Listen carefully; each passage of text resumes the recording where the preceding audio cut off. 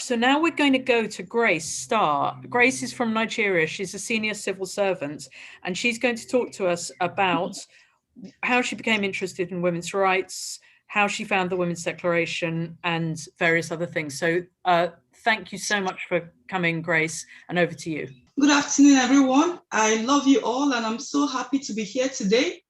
Okay, I'm from Nigeria. I'm a Nigerian. I'm from Anambra State. You know, if you know about Nigeria, you know there are different tribes in Nigeria. So I'm from the Igbo tribe of Nigeria. Yeah, the Igbo tribe.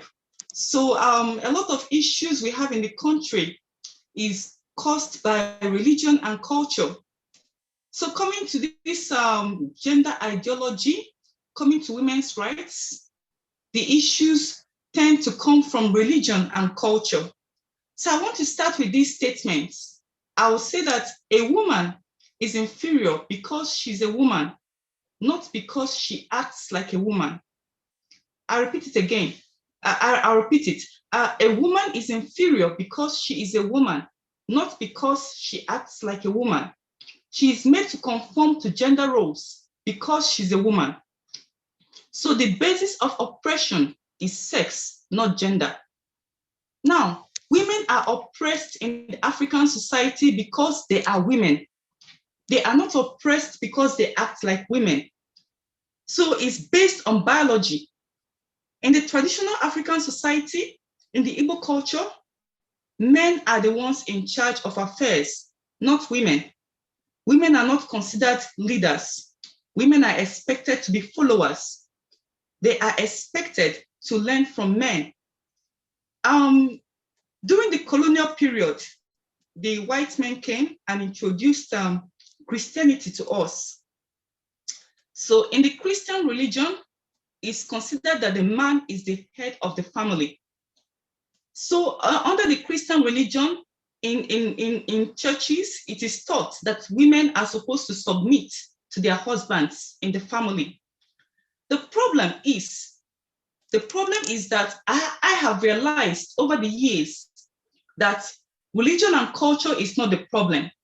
Religion and culture is not the problem. The problem is the mindset of the people interpreting our religion and culture. Culture is created. Culture is dynamic. Religion is created. Religion is dynamic. So it is the people that are creating religion, the people that are creating our culture, they are the ones oppressing us, and they are men. Men create and interpret our culture. Men create and interpret our religion. Now, if you go to the Christian religion, the part of the Bible where they interpret that men and women should submit to their husbands is in the Bible, Ephesians chapter 5, verse 22 to 24. There in the Bible, it tells us that men should love their wives as Christ loved the church. And then it tells wives to submit to their husbands. But if you go to Ephesians chapter 5, verse 21, it says, submitting yourselves one to another in the fear of God. So the Bible makes it clear that we in the Christendom, Christians are supposed to submit to one another. Christianity is love. So we submit to one another in church. We honor one another in church. You cannot love somebody without submitting to the person. So in Christianity, the problem is not Christianity. The problem is the interpretation of Christianity. A lot of chauvinistic men, a lot of misogynists now want us to believe that in marriage, man has total authority over the wife. That is not true. The Bible didn't say so. Jesus made it clear to us that the man and wife should love and honor and respect one another. Jesus loved women. I can even say that Jesus was a feminist because he gave a lot of respect and honor to women. So the real problem is the interpretation. In marriage, men and women should submit to one another. Husbands and wives should submit to one another. In culture, culture is dynamic. So if you find a part of our culture that is oppressing women, it ought to be changed. Any culture that is oppressing women can be changed, should be changed. It is not sacrosanct. Would you be able to tell us about the transgender issue? Because that's one of the things we're focusing on, about how you found the Declaration on Women's Sex-Based Rights and how that is playing out in Nigeria. In our traditional culture, men see themselves as superior. So it's really unusual for a man to come out and claim that he's a woman. It's rare in our culture. But in recent years, I've noticed certain changes in the atmosphere. I've noticed that there is an increasing number of cross-dressers in Nigeria. There is an increasing number of cross-dressers in Nigeria in recent years. I can even name some of them. There is one called, the most popular of them is Bobrisky. His nickname there, Bobrisky, but his real name is Idris. So this guy comes out, he dresses like a lady, he acts like a lady, and he's very rich.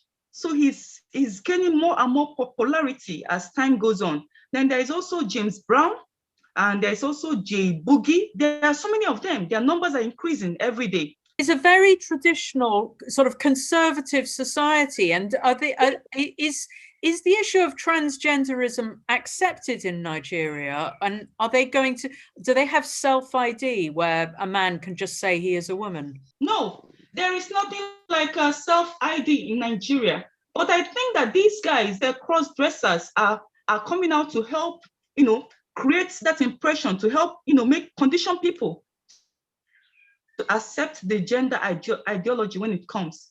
I believe that these cross-dressers are politically motivated, and their aim is to make condition Nigerians to accept the gender ideology when it eventually comes. Because when I was a child, I can remember cross-dressers were rare, and many of them were in hiding. They were rare in hiding, and they are not rich, okay? They were seen as crazy guys. They were not respected.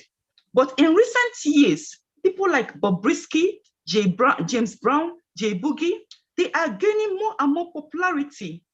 They are rich, and people are becoming more and more accepting of them. So I believe that there is a transgender ideology behind this behavior. I believe that these guys are conditioning people to be more accepting of the gender ideology when it eventually comes to the country. Because Nigeria is a very conservative society. People don't accept that a man can be a woman. You cannot meet an average Nigerian and tell him that a man is a woman. He will not accept it. But with people like Bobrisky, people are becoming more and more accepting of a man acting like a woman. And not only cross-dressers, you also see comedians. More and more comedians are imitating the female persona. More and more comedians in Nigeria are acting like women. There are many of them. Mamoka, Isaac Aloma Jr., these are just a few. There are so many of them, and their numbers are increasing. So you see an increase in the number of men acting like women, pretending to be women, making a caricature of women. So I believe that these people are conditioning the populace to accept the gender ideology. Is there a lesbian and gay movement in Nigeria, or is this they're just having the men pretending to be women? It's just only men pretending to be women, and they do it in a humorous manner. It's not serious. They just pretend to be women. And when it comes to lesbian and gay movement in Nigeria, it's banned in Nigeria. It's banned in Nigeria. In 2013, there was the Same-Sex Marriage Prohibition Act of 2013. It was signed by the former president, Goodluck Jonathan, into law.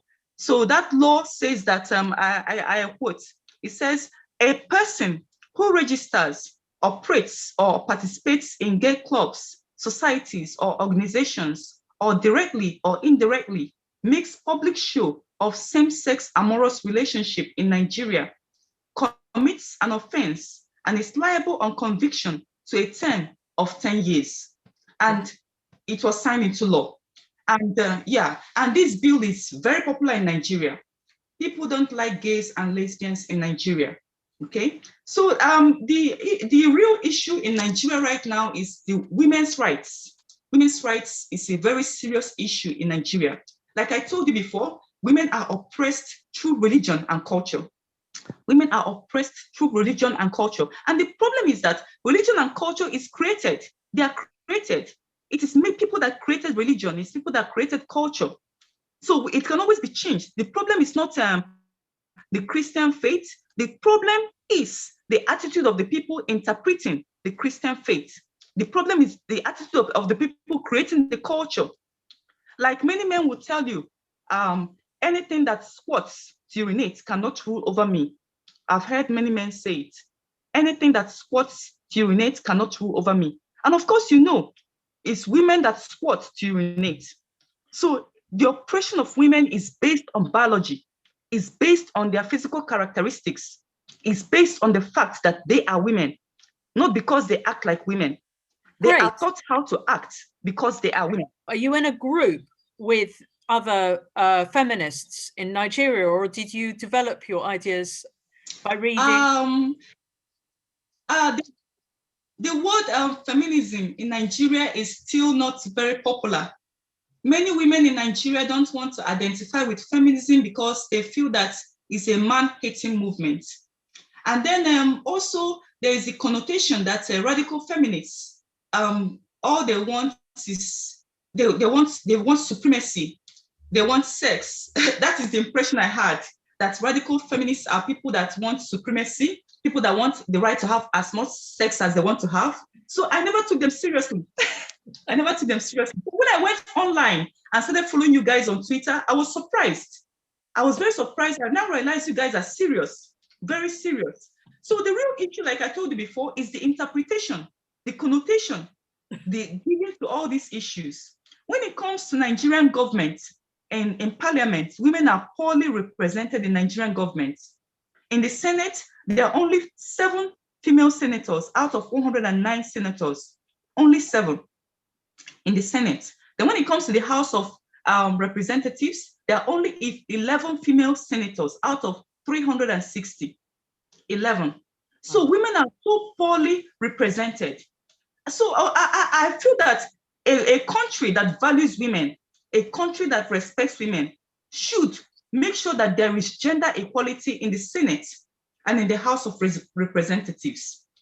So the real issue is, number one, misogyny and internalized misogyny. A lot of men don't believe that women are equal to them. A lot of women don't believe that they are equal to men. So they believe that nature made them inferior to men. So there is a need to change the mindset of a lot of men and women in our country to accept that women are equals, that women are capable like men. When you look at people like Ngozi Okonjo-Iweala, you look at people like Stella Odua, they're amazing women, and they're doing very well in politics, okay? So I believe there is a need for a change of attitude towards women in our country. I want us to adopt the Rwanda model. Rwanda has women's seats for women in the parliament, and these seats are voted for by women. Thank you.